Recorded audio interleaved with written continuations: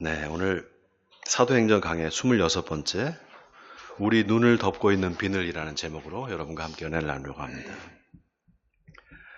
우리나라에 여러 이단들이 있죠. 그 중에 구원파라는 이단이 있습니다. 여러분 구원파 들어보셨어요? 그 세월호 사태 때문에 그 실체가 드러난 그 구원파 여러분 잘 아실 겁니다. 그 구원파가 전도할 때 이렇게 물어봐요. 당신 구원받았습니까? 이렇게 물어봅니다. 그럼 네, 그러면은 그럼 구원의 확신이 있습니까? 이렇게 물어봐요.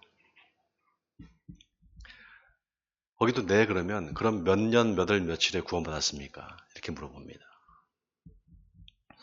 거기 대답할 수 있어야 구원받은 사람이다 이렇게 말합니다. 구원의 확신이 있습니까? 여러분, 확신이라는 말이 한자어거든요. 굳을 확자에 믿을 신자입니다. 굳게 믿는다, 확실하게 믿는다 이런 뜻이죠. 참 좋은 말입니다. 확신이라는 말 참 좋은 말이죠. 근데 거기에 구원이라는 말을 앞에 붙여서 구원의 확신 이러면 받아들이는 사람 입장에서 그게 큰 시험거리가 될 수 있습니다. 당신 구원의 확신이 있습니까? 이렇게 물어볼 때 자신 있게 답을 못한다. 그럼 구원받은 사람이 아니다 이러면 얼마나 그게 시험거리겠습니까? 우리 교회가 개척하고 나서 얼마 안 돼서 어느 선교단체에서 전도팀을 보내줬어요. 근데 한 6분 정도 집사님, 권사님들이 와서 우리 교회 2박 3일 동안 숙식을 하면서 전도를 해줬습니다. 얼마나 감사한지요.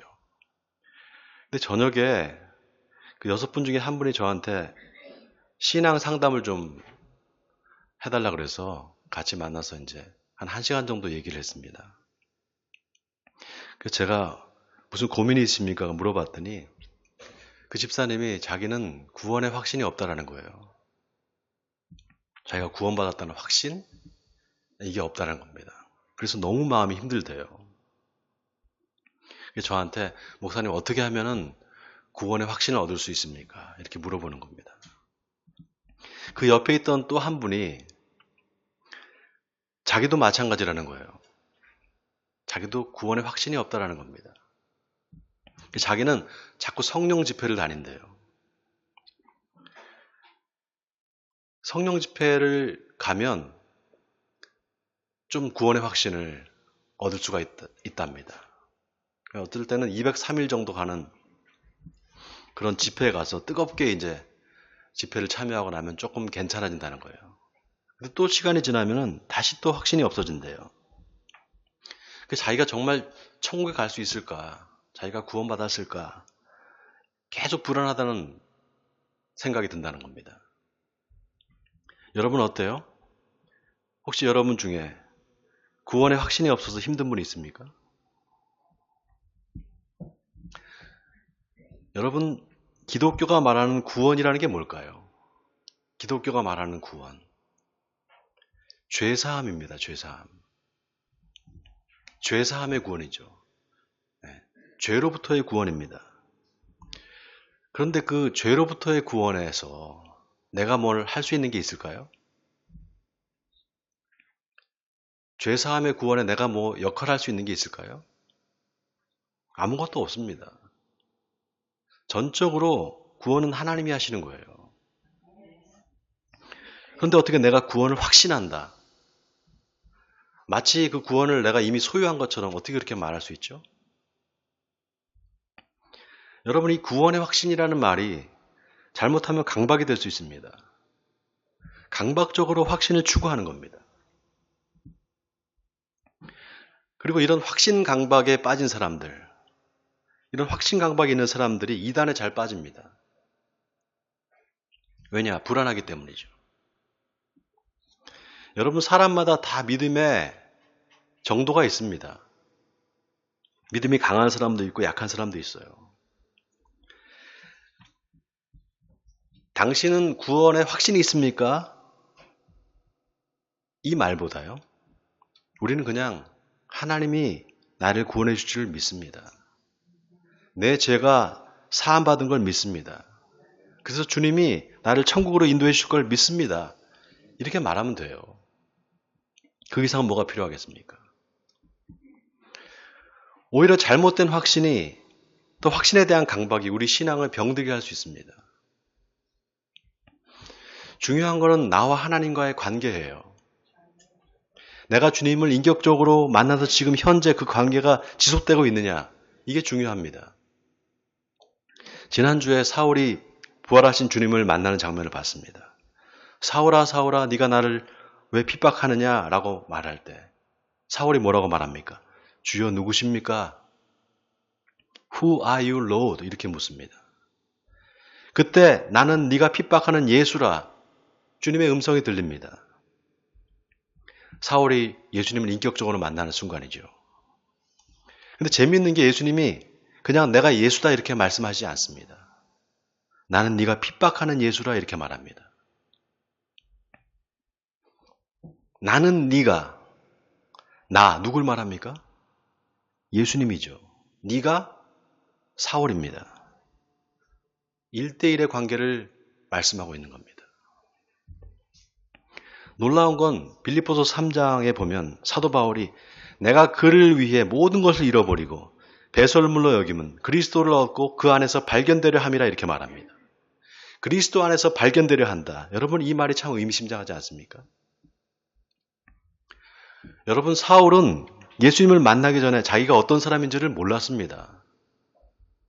그런데 나는 네가 핍박하는 예수라 그 말을 들었을 때 비로소 자기가 누군지를 알게 됩니다. 아, 내가 예수님을 핍박하고 있었구나. 내가 박해자였구나. 이걸 알게 된 거예요. 예수 그리스도 안에서 참 자기를 발견한 겁니다. 그런 의미에서 예수님을 인격적으로 만난다는 것은 진짜 나를 발견하는 것 같습니다. 독일의 철학자 마르틴 하이데거라는 사람이 있습니다. 존재와 시간이라는 아주 어려운 책을 썼는데요. 마르틴 하이데거는 세상 사람들이 다 관계의 얽힘 속에서 도구적인 존재로 살아간다 이렇게 말했습니다.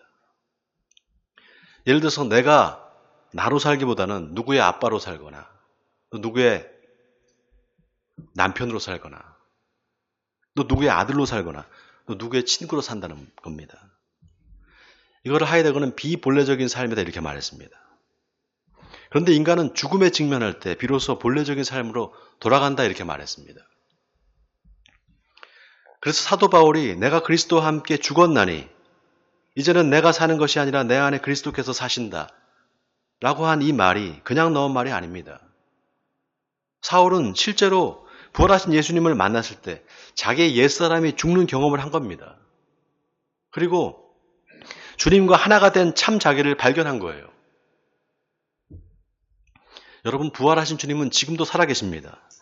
그리고 지금도 우리에게 말씀하고 계세요. 그런데 우리가 그 음성을 듣지 못합니다. 귀가 있어도 듣지 못하고 눈이 있어도 보지 못하는 겁니다. 그런 의미에서 오늘 본문이 참 중요합니다. 사울이 예수님을 만나고 나서 그만 눈이 멀어버립니다. 갑자기 장님이 돼버린 거예요. 그때 다메섹에 사는 아나니아라는 사람한테 예수님이 나타나십니다. 그리고는 집가라 하는 거리로 가서 유다의 집에 사울이라 하는 사람을 찾으라 이렇게 말씀하십니다. 자, 다 같이 오늘 본문 11절과 12절을 우리 같이 한번 읽어보겠습니다. 본문 11절 12절입니다. 시작. 주께서 이르시되 일어나 집가라 하는 거리로 가서 유다의 집에서 다섯 사람 사울이라 하는 사람을 찾으라. 그가 기도하는 중이니라. 그가 아나니아라 하는 사람이 들어와서 자기에게 안수하여 다시 보게 하는 것을 보았느니라 하시거늘. 자, 여기 12절에 그가 아나니아라는 사람이 들어와서 자기에게 안수하여 다시 보게 하는 것을 보았느니라. 여러분 이 말이 무슨 말일까요?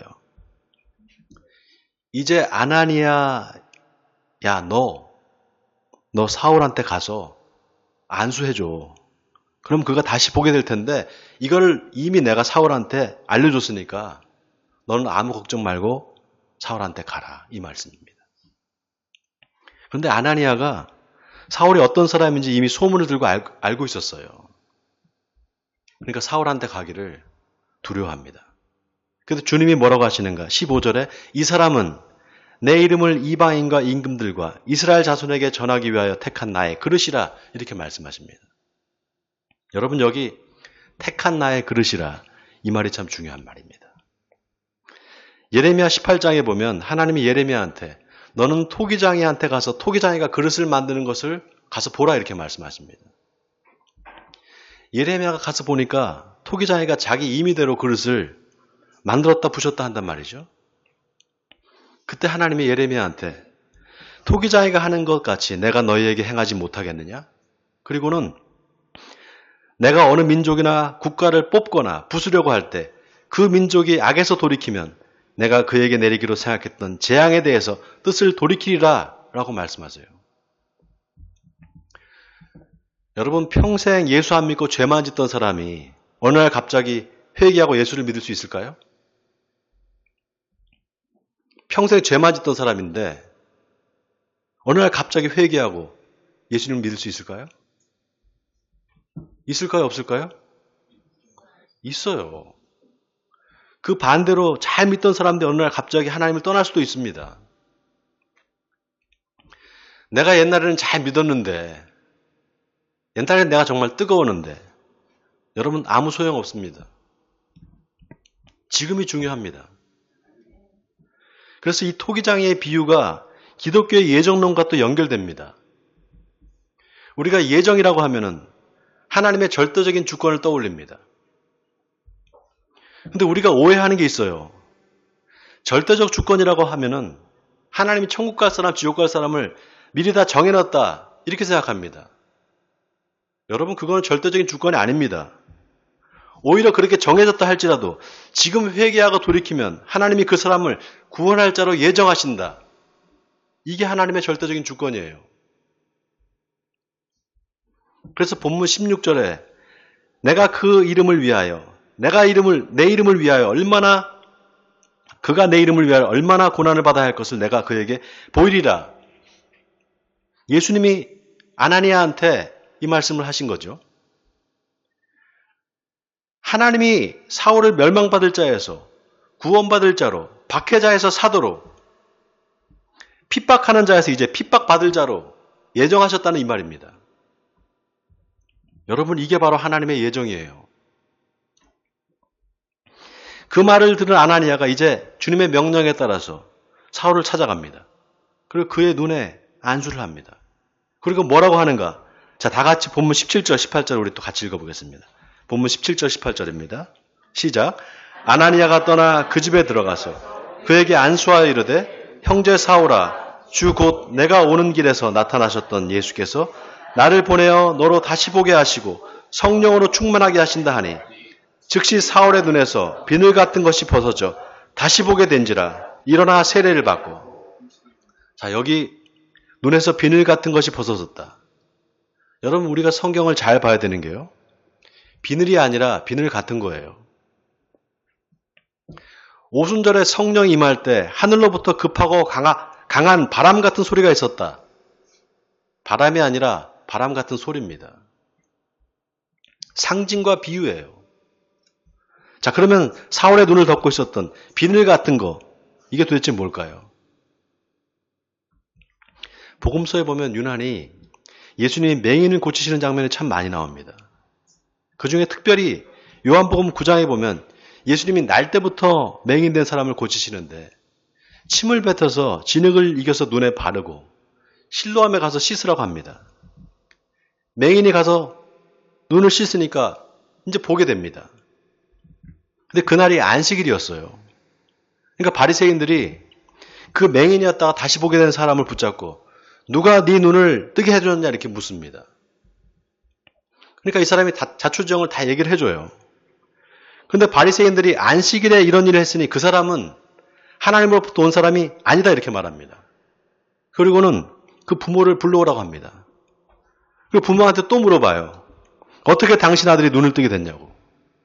그의 부모가 장성한 아들한테 물어보라고. 그런데도 계속 집요하게 물고 늘어집니다. 그러니까 이 사람이 참 이상하다. 이 사람이 내 눈을 뜨게 해줬는데 당신들은 그가 어디서 왔는지 알지 못하는도다. 창세 이후로 맹인으로 난 자가 눈을 떴다는 말을 들어본 적이 없는데 이 사람이 하나님께로부터 오지 않았다면 어떻게 이런 일을 하겠느냐 이렇게 말합니다. 그러니까 바리새인들이 네가 감히 우리를 가르치려고 하느냐? 라고 내쫓아 버립니다. 나중에 예수님이 그를 다시 만납니다. 그리고는 내가 심판으로 이 세상에 왔으니 보지 못하는 자들은 보게 하고 보는 자들은 맹인이 되게 하려 함이라 이렇게 말씀하십니다. 그 말을 들은 바리새인들이 우리도 맹인인가 이렇게 물어봅니다. 그때 예수님이 너희가 맹인이 되었다면 죄가 없으려니와 본다고 하니 너희 죄가 그대로 있느니라 이렇게 말씀하십니다. 여러분 이 맥락에서 보는 자는 누굽니까? 보는 자, 바리새인들이죠. 그런데 그 바리새인들이 예수님을 못 알아봤습니다. 본다고 하면서 눈이 있어도 보지 못했던 겁니다. 반면에 태어나면서부터 맹인인 이 사람은 예수님이 누군지를 알아봤어요. 자, 그렇게 보는 자는 맹인이 되게 하고 보지 못하는 자는 보게 하겠다 그랬습니다. 왜 사울이 맹인이 되었나? 보는 자였기 때문입니다. 본다고 하는 자였기 때문이에요. 여러분, 사울은 확신이 있었습니다. 지금으로 말하면 구원의 확신이에요. 오죽했으면 스데반이 돌에 말아 죽는 걸 보면서 죽어 마땅하다고 생각했겠습니까? 구원의 확신이 있었던 거예요. 그러나 그 확신이 사울의 눈을 가려버린 겁니다. 여러분 생각해 보세요. 그렇게 율법을 달달 외우고 성경을 잘 알았던 사울이 왜 예수님을 알아보지 못했을까요? 너희가 맹인이 되었더라면 죄가 없으려니와 본다고 하니 너희 죄가 그대로 있느니라. 예수님의 이 말씀이 다름 아닌 자기한테 해당되는 말이었던 겁니다. 그런 의미에서 사울의 눈을 덮고 있었던 비늘 같은 것이 떨어진 건 주님이 사울이 가지고 있던 종교적 확신의 비늘을 눈에서 빼내주신 겁니다. 요한복음 3장에 보면 예수님이 니고데모한테 사람이 거듭나지 않으면 하나님의 나라를 볼 수 없느니라. 그러니까 니고데모가 사람이 늙으면 어떻게 날 수 있습니까? 두 번째 모태에 들어갔다 나와야 합니까? 이렇게 말합니다. 이 맥락에서 니고데모는 예수님이 거듭나야 한다 이 말에 꽂혀 있는 거예요. 근데 여기서 예수님이 말씀하고 싶은 거는 본답니다. 여러분 여기서 본다는 건 육신의 눈으로 본다는 게 아닙니다. 영의 눈으로 본다는 거예요. 네가 영적으로 거듭나야만 영의 눈으로 하나님의 나라를 볼 수 있다 이 말입니다. 여러분 하나님의 나라에 들어가려면 먼저 그 나라를 봐야 됩니다. 그래서 예수님이 니고데모한테 사람이 거듭나지 않으면 하나님의 나라를 볼 수 없느니라. 그 다음에 내가 진실로 진실로 내게 이르노니 사람이 물과 성령으로 거듭나지 않으면 하나님의 나라에 들어갈 수 없느니라. 먼저 봐야 그 다음에 들어간다는 겁니다. 그런데 그 영의 눈을 띄워줄 사람이 누구냐? 바로 나다 이 말씀이에요. 아멘입니까 여러분? 같은 맥락에서 복음서에 보면 예수님이 부자가 천국에 가는 게 낙타가 바늘구멍으로 들어가는 것보다 더 어렵다 그랬습니다. 아니 낙타가 바늘구멍으로 들어간다. 왜 이런 비유를 했을까요? 좀 이상하지 않습니까? 여러분 여기 바늘구멍이라는 게 실제로 바늘귀를 말하는 게 아닙니다.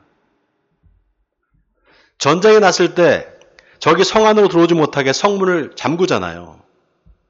그래도 전력이 드러날 수 있도록 조그만한 문을 비밀문을 만들어 놓습니다. 그래서 예수님이 말씀하신 바늘구멍은 예루살렘 성 안으로 들어가는 비밀의 문이었습니다. 그걸 바늘구멍이라고 불렀어요. 그러니까 그 문이 잘 보이겠습니까? 가려져서 안 보이는 거예요. 비밀의 문이기 때문에. 작아서 안 보이는 겁니다. 그러니까 낙타가 바늘구멍으로 들어가기가 어려운 거는 바늘구멍이 작아서가 아니라 찾기가 어려워서 못 들어가는 거예요. 자, 제자들이 그 말을 듣고 아니 그럼 누가 구원을 받을 수 있습니까? 이렇게 묻습니다. 그때 예수님이 뭐라고 합니까? 사람으로는 할 수 없으되 하나님으로는 다 하실 수 있느니라. 하나님으로는 다 하실 수 있다는 겁니다. 여러분 이 말이 무슨 말일까요? 하나님이 눈을 밝게 해서 그 문이 어디 있는지 보이게 해주신다는 거예요. 바로 예수님을 통해서 눈을 열어준다는 겁니다. 그뿐입니까? 누가복음 13장에 보면 예수님이 좁은 문으로 들어가기를 힘쓰라 그래요. 내가 너희에게 이르노니 들어가기를 구하여도 못하는 자가 많으니라. 여러분 여기서 좁은 문도 예수님을 말하는 거예요. 그런데 왜 들어가기를 힘쓰는데 못 들어갈까요? 눈이 있어도 보지 못하니까, 예수님을 만나지 못하니까 못 들어가는 겁니다. 그러고 보면 성경에 예수님이 맹인을 고치는 장면이 참 많이 나옵니다. 다 육신의 눈이 아니라 영의 눈을 말하는 겁니다. 사랑하는 성도 여러분, 여러분 중에 혹시 눈이 가려져서 보지 못하는 분이 계십니까? 혹시 여러분의 눈에 비늘 같은 것이 있지는 않습니까? 내가 가진 지식, 내가 가진 경험이 오히려 주님을 보지 못하게 만드는 비늘이 되지는 않습니까? 아니면 나의 확신, 확신에 대한 강박이 내 눈을 덮는 비늘이 되지는 않습니까? 바라기는 주님을 보지 못하게 만드는 모든 비늘 같은 것이 다 벗겨지길 바랍니다. 그래서 밝은 눈으로 주님을 바라보시기 바랍니다. 그래서 저와 여러분을 통해서 이 땅에 하나님의 나라가 임하기를 주님의 이름으로 간절히 축원드립니다.